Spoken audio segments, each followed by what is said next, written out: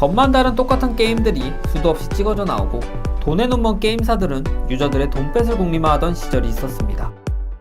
결국 이는 게임업계 역사상 가장 큰 암흑기이자 충격적인 사건인 아타리 쇼크를 터뜨리게 되었죠. 오늘은 게임이라는 매체를 완전히 사장시켜버릴 수도 있었던 바로 이 끔찍한 사건에 대해 알아보도록 하죠. 1972년 퐁이 아케이드 게임으로 큰 성공을 거둔 이후 브레이크아웃, 스페이스 인베이더 등의 게임이 출시됨에 따라 이 전자오락 사업은 어마어마한 성공을 거두게 됩니다. 너도나도 게임 사업에 뛰어들기 시작했고 그중 가장 두각을 나타낸 것은 퐁과 브레이크아웃 등의 게임을 개발했던 아타리였죠. 퐁을 개발했던 사장 놀란 부시넬의 지휘 아래 아타리는 세계 최초로 가정용 비디오 게임기인 아타리 VCS를 개발합니다. 밖에서 동전 넣고 즐길 수밖에 없던 게임이 이제는 집에서 즐길 수 있게 된 것이죠.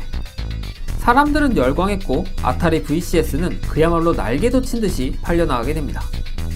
이후 대기업 워너브라더스에게로 넘어간 아타리는 본격적인 마케팅으로 많은 돈을 썼지만 개발자들은 천시하며 대우하지 않는 등의 만행을 저지르게 됩니다. 결국 퐁이나 스페이스 인베이더 같은 명작들의 발끝에도 미치지 못할 졸작 게임들이 쏟아져 나오기 시작했죠. 하지만 아타리는 어떤 쓰레기를 담아도 만들어내기만 하면 몇백 장씩 팔릴 거야 라는 생각으로 게임들을 공장처럼 찍어내 물량 공세로 밀어붙이는데요. 3달러면 사서 할 수 있는 루비 큐브를 40달러짜리 게임으로 만들어내기도 했고 심지어는 개밥 만드는 회사가 게임을 만들어내기도 했습니다. 이후 이 골마가던 상처는 결국 가정용 팩맨에서 터지게 됩니다. 오락실에서 큰 인기이던 팩맨을 아타리는 라이센스를 구입해 비디오 게임으로 출시했고 무려 700만 장이 팔려나가는 기염을 토했지만 게임 속 내용물은 정말 최악이었습니다. 기존의 팩맨에 비해 속도도 턱없이 느리고 버그도 난무했죠. 하지만 팩맨이 큰 성공을 거두었기 때문에 아타리는 이 물량 공세 전략을 계속 밀고 나갔고 계속해서 저질 게임들이 쏟아져 나왔습니다. 이 당시에 포르노 게임들도 나왔는데 카우보이가 되어 인디언 여성을 강간하는 내용을 담고 있는 커스터의 복수라는 쓰레기 게임까지 나왔죠.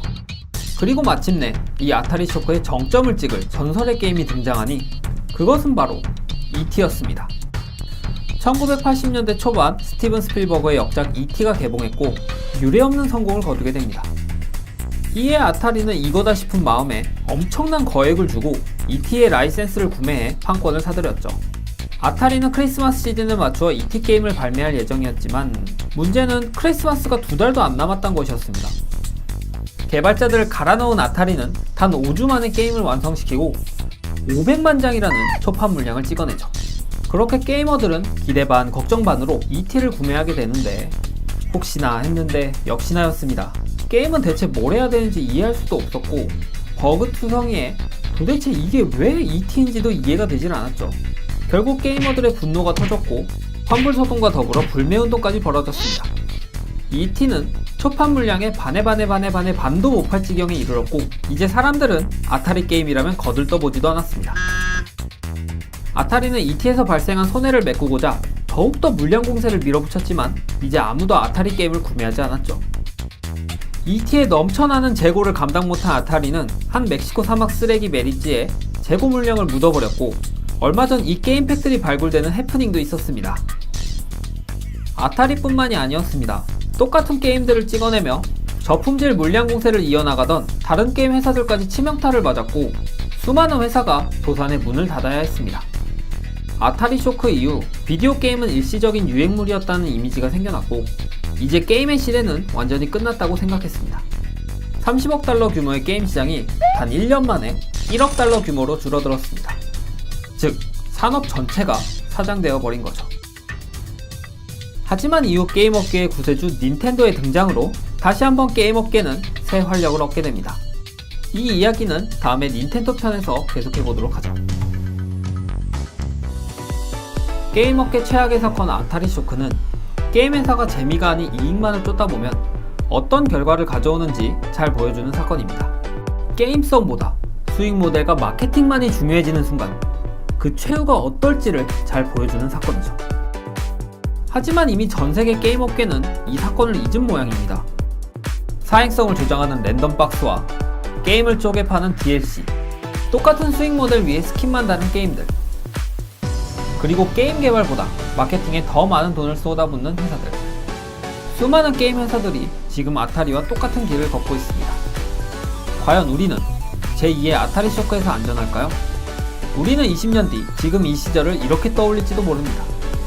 겉만 다른 똑같은 게임들이 수도 없이 찍어져 나오고 돈에 눈먼 게임사들은 유저들의 돈뺏을 궁리마하던 시절이 있었습니다.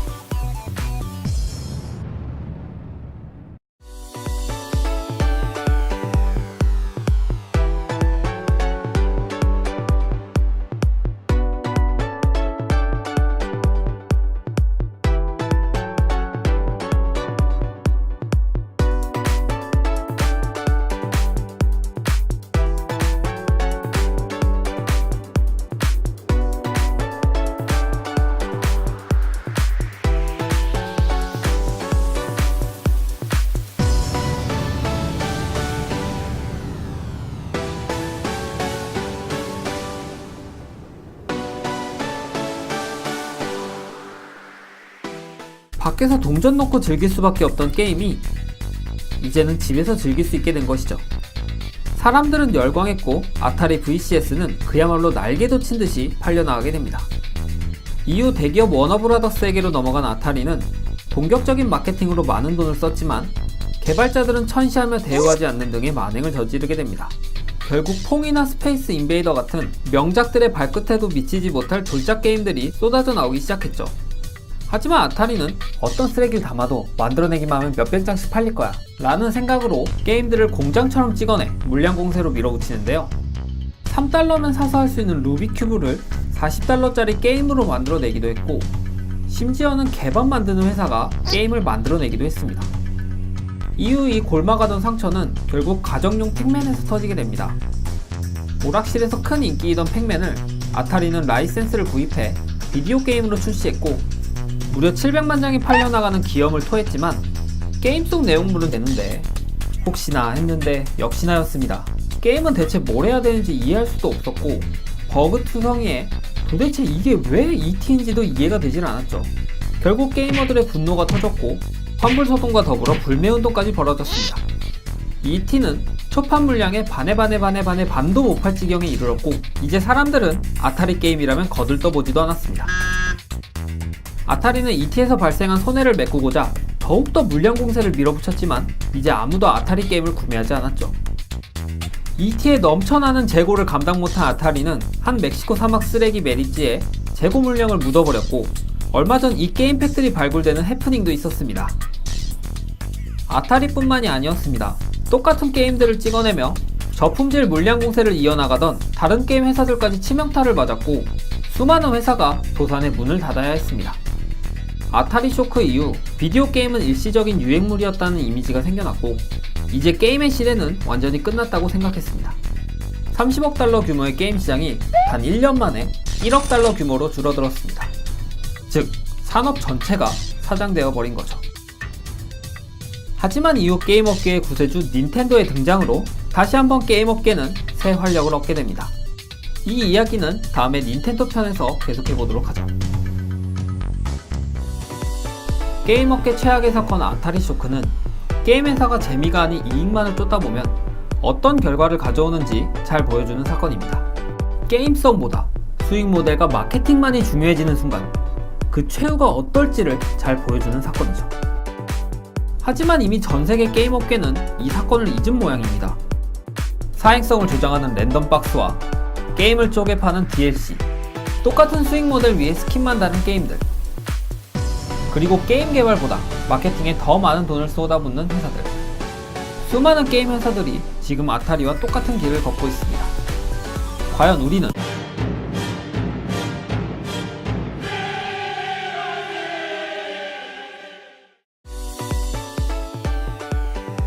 겉만 다른 똑같은 게임들이 수도 없이 찍어져 나오고 돈에 눈먼 게임사들은 유저들의 돈뺏을 궁리마하던 시절이 있었습니다. 결국 이는 게임업계 역사상 가장 큰 암흑기이자 충격적인 사건인 아타리 쇼크를 터뜨리게 되었죠. 오늘은 게임이라는 매체를 완전히 사장시켜버릴 수도 있었던 바로 이 끔찍한 사건에 대해 알아보도록 하죠. 1972년 퐁이 아케이드 게임으로 큰 성공을 거둔 이후 브레이크아웃, 스페이스 인베이더 등의 게임이 출시됨에 따라 이 전자오락 사업은 어마어마한 성공을 거두게 됩니다. 너도나도 게임 사업에 뛰어들기 시작했고, 그중 가장 두각을 나타낸 것은 퐁과 브레이크아웃 등의 게임을 개발했던 아타리였죠. 퐁을 개발했던 사장 놀란 부시넬의 지휘 아래 아타리는 세계 최초로 가정용 비디오 게임기인 아타리 VCS를 개발합니다. 정말 최악이었습니다. 기존의 팩맨에 비해 속도도 턱없이 느리고 버그도 난무했죠. 하지만 팩맨이 큰 성공을 거두었기 때문에 아타리는 이 물량 공세 전략을 계속 밀고 나갔고, 계속해서 저질 게임들이 쏟아져 나왔습니다. 이 당시에 포르노 게임들도 나왔는데, 카우보이가 되어 인디언 여성을 강간하는 내용을 담고 있는 커스터의 복수라는 쓰레기 게임까지 나왔죠. 그리고 마침내 이 아타리 쇼크의 정점을 찍을 전설의 게임이 등장하니 그것은 바로 E.T.였습니다. 1980년대 초반 스티븐 스필버거의 역작 E.T.가 개봉했고 유례없는 성공을 거두게 됩니다. 이에 아타리는 이거다 싶은 마음에 엄청난 거액을 주고 E.T의 라이센스를 구매해 판권을 사들였죠. 아타리는 크리스마스 시즌에 맞추어 E.T. 게임을 발매할 예정이었지만 문제는 크리스마스가 2달도 안 남았던 것이었습니다. 개발자들을 갈아넣은 아타리는 단 5주 만에 게임을 완성시키고 500만 장이라는 초판 물량을 찍어내죠. 그렇게 게이머들은 기대 반 걱정 반으로 E.T.를 구매하게 됩니다.